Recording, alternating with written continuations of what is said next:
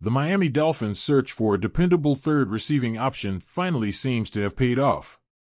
Since acquiring Tyreek Hill in 2022, the offense has leaned heavily on Hill and Jalen Waddle, creating a dynamic duo that has terrorized defenses.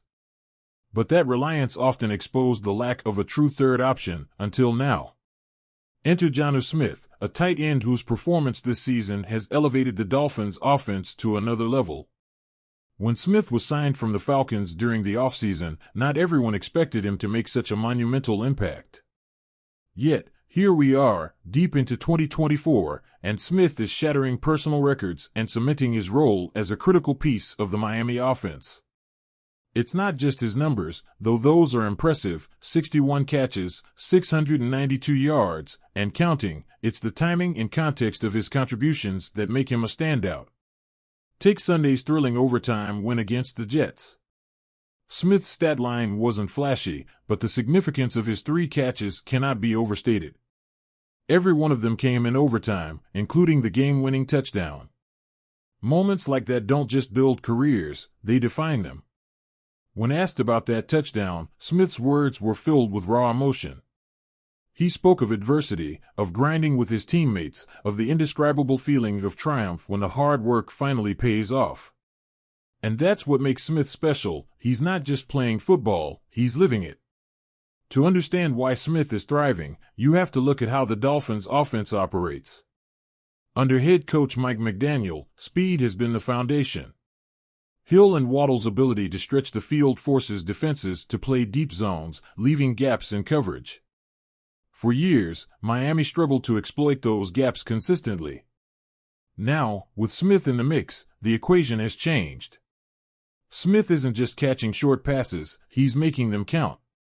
He's become the go-to guy when Hill and Waddle are neutralized, turning short, unremarkable throws into game-changing plays.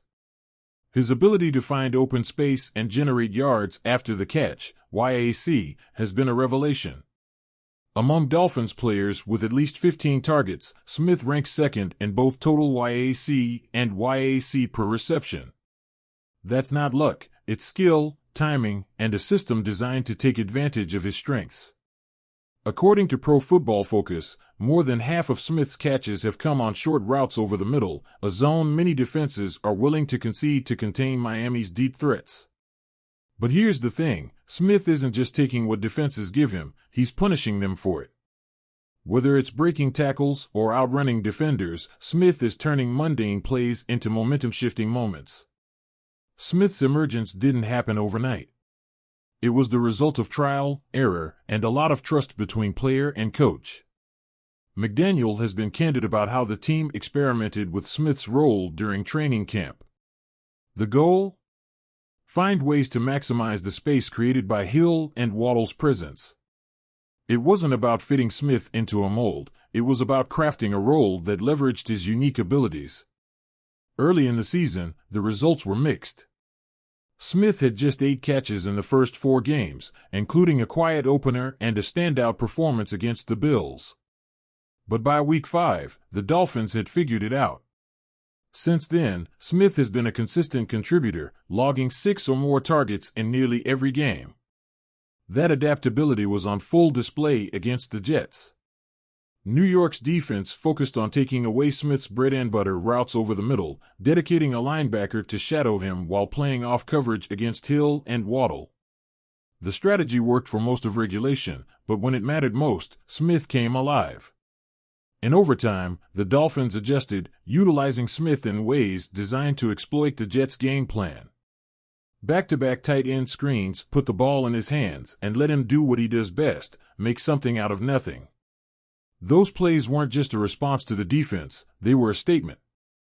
Even when teams think they've neutralized Smith, he finds a way to make an impact.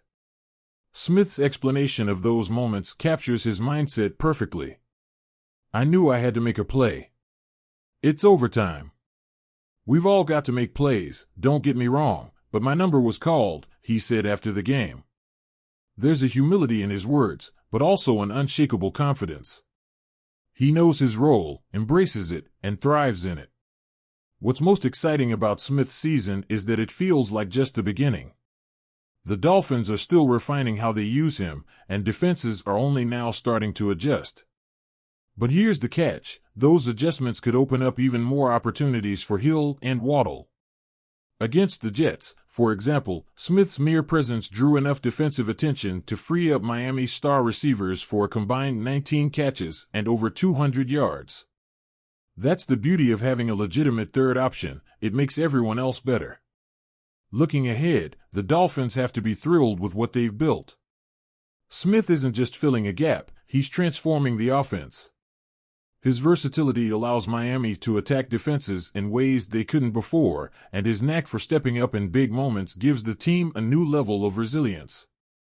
The question now is how far this trio, Hill, Waddle, and Smith, can take the Dolphins. If the past few weeks are any indication, the answer might just be the Super Bowl. But one thing's for sure, Jonnu Smith has already proven he belongs in the conversation. And if he keeps playing like this, he won't just be part of the Dolphins story, he'll be one of its central characters.